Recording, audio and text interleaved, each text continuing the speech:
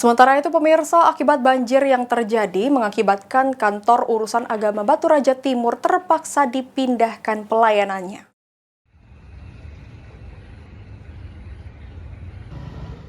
Beberapa titik dalam kota Baturaja mengalami kebanjiran setelah diguyur hujan lebat lebih dari 2 jam.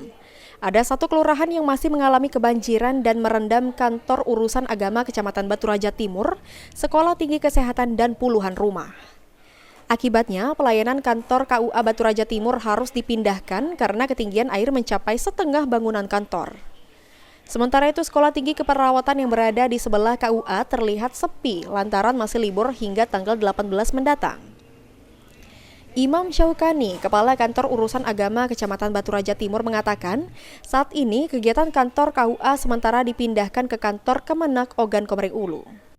Ini belum bisa kita melaksanakan pelayanan karena akses jalan terutama tidak bisa menuju KUA. Sebenarnya KUA sudah menyiapkan kantor yang lebih tinggi di rumah sakit, cuman kondisi jalan juga tidak bisa dapat menuju ke pelayanan di KUA. Untuk pelayanan sendiri sekarang artinya diliburkan atau seperti apa?